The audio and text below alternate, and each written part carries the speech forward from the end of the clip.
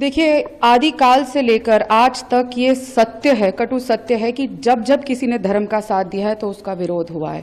चाहे हिरण्यकश्यप जी हो, चाहे रावण से लेकर कंस तक, ये सब उदाहरण है कि किस तरीके से जब जब धर्म का साथ दिया जाता है तो उन लोगों का विरोध किया जाता है।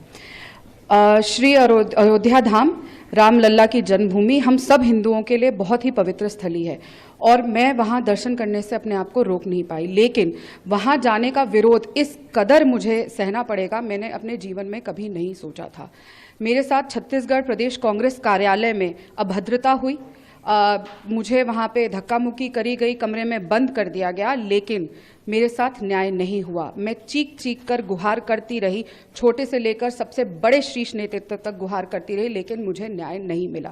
और सिर्फ इसलिए नहीं मिला क्योंकि मैं राम मंदिर होकर आई, मैं राम लल्ला के दर्शन कर कर आई और मैं अपने आप को इस बात से रोक नहीं पाई। जिस दिन से 25 अप्रैल को मैं राम लल्ला के दर्शन करते आई हूँ, मुझे निरंतर विरोध का सामना करना पड़ रहा है पार्टी से, और वो विरोध अब मुझे न्याय के हक से दूर कर देगा और मुझे न्याय नहीं दिया जाएगा। ऐसा होगा, प्रभु श्री राम के दर्शन करने के लिए इस तरीके के मेरे साथ व्यवहार और बर्ताव किया जाएगा, मैंने नहीं सोचा था। 22 साल मैंने इस पार्टी में रहकर सेवा करने का काम किया है। NSUI से लेकर AICC मीडिया नेशनल कोऑर्डिनेटर प्रवक्ता होने के नाते मैंने कार्य किए हैं और पूरी निष्ठा से और काम किया है। लेकिन आज जब मुझे न्याय की ज़रूरत थी तो पार्टी चुप थी और मुझे कह दिया गया कि चुप रहो और कोई तुम्हें न्याय नहीं मिलेगा। तो बहुत दुख के साथ, बहुत पीड़ा के साथ आज मुझे अपने पार्टी पद से, प्राथमिक सदस्यता से मैंने इस्तीफा दिया है। लेकिन मुझे पूरा यकीन है कि राम लल्ला मुझे न्याय ज़रूर देंगे। में ज्वाइनिंग को लेकर भी विचार? जी बिल्कुल नहीं, ऐसा नहीं है। मैं अभी सिर्फ न्याय की लड़ाई लड़ रही हूँ और मेरी लड़ाई कायम रहेगी। लड़की हूँ, लड़ रही हूँ और अंत तक न्याय के लिए लड़ती रहूंगी। और मुझे रामलल्ला में पूरा विश्वास है कि जिनके यहाँ मैं दर्शन करके आई हूँ और उसके बाद मेरे साथ जो ऐसी चीज हुई है वो ही मेरा साथ देके। अगर आप ये वीडियो YouTube पर देख रहे हैं तो हमारे चैनल को सब्सक्राइब करें और बेल आइकन को दबाना ना भूलें। अगर आप Facebook पर ये वीडियो देख रहे हैं तो हमारे पेज को लाइक करें। कैसे आप सब, उम्मीद करती हूँ सब लोग खुश और स्वस्थ होंगे। अभी जो ये वीडियो देखा इसलिए मैंने दिखाया कि चीज़ों को सुने और समझे। ये है राधिका खेड़ा। राधिका खेड़ा जो कांग्रेस की प्रवक्ता है, जो काफ़ी न्यूज़ चैनल पे आप देख सकते हैं उनको।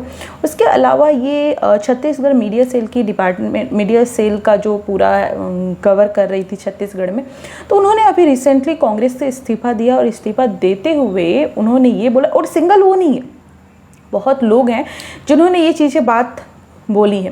तो राधिका जी ने जो इस्तीफा दिया, राधिका खेड़ा जो हैं उन्होंने इस्तीफा दिया और ये बोला कि जब से वो राम मंदिर गई हैं तब से उनको कांग्रेस से विरोध का सामना करना पड़ रहा है। आप सोचिए, ये मतलब कितनी सोचने वाली बात है कि कांग्रेस के अंदर किस तरीके का रवैया है। आचार्य प्रमोद कृष्णम जो हमेशा बोलते रहे हैं कि कांग्रेस जिस तरीके से वामपंथी की ओर जा रही है, जिस तरीके से सनातन विरोधी एक्ट कर रही है, उससे यही लग रहा है कि कांग्रेस का खात्मा निश्चित है। आप उस धर्म को, उस सच्चाई को डिनाई कर रहे हैं जो हमारे देश में बहुसंख्यक हैं और हमारी आस्था पे हम उंगली उठा रहे हैं। तो राधिका खेड़ा जो बोल रही है कि उनको विद्रोह का सामना झेलना पड़ा जब से वो राम मंदिर गई हैं, तब से उनको, उनके अंदर उनको विरोध में, लोग कांग्रेसी जो है वो विरोध में है। तो आप ये समझें, मैं यही बोलना चाहती हूँ कि सिंगल एक, अगर एक इंसान के साथ होता था, आप बोल सकते थे कि ये झूठ बोल रहा है या बोल रही है, लेकिन ऐसे कितने लोग हैं जिन्होंने ये बोला कि कांग्रेस जो है वो सनातन विरोधी बातें कर रही है, कांग्रेस राम विरोध मंदिर का विरोध कर रही है, कांग्रेस वो सारी चीज़ें कर रही है जो सनातन विरोधी चीज़ है।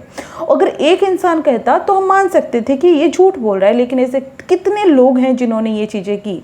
आप क्या बोल देंगे कांग्रेस की इस रवैये पे? मुझे तो ये लगता है कि एक मजबूत देश में, एक ताकतवर देश में जिस तरीके से अपोजिशन स्ट्रांग होना चाहिए, उस अगर ये रवैया रहा तो मुझे लगता है कि भारत को एक कमज़ोर अपोजिशन मिल रहा है और यही राहुल गांधी के नेतृत्व में हो रहा है। क्योंकि जो कांग्रेस के शीर्ष नेता हैं, जो कांग्रेस बोल रही है फिलहाल अभी, क्योंकि जो अच्छे नेता है उनको तो साइड लाइन कर दिया गया है, जो अच्छे नेता है उनको फ्रंट फेस पे लाया ही नहीं जाता है। वो राहुल गांधी हो गए, वेणुगोपाल हो गए, 2 जयराम हो गए, जो आप देख सकते हैं। ऐसे 3 या 4 लोग हैं, अभी रिसेंट में कन्हैया कुमार जिनको बोलने का तक का अकल नहीं है, और ऐसे लोग जिनको फ्रंट फेस पे रखा जाता है, जिनका विचारधारा, मुझे नहीं लगता है कि भारत को उस विचारधारा की ज़रूरत है।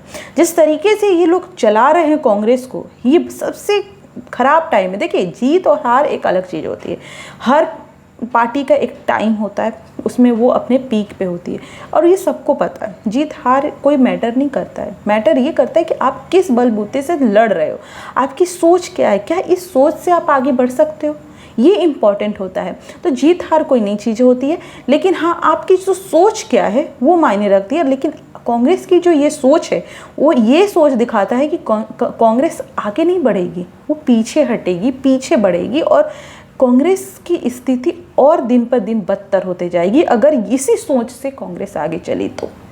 आपका क्या क्या ख्याल है इस मामले में कि कांग्रेस की हालात अगर ये सोच रहा तो कैसी होगी? मुझे लगता है कि दिन पर दिन खराब होती रहेगी। आपका क्या ख्याल है, आप मुझे कमेंट करके ज़रूर बताएं। थैंक यू सो मच, मिलते हैं नेक्स्ट वीडियो में।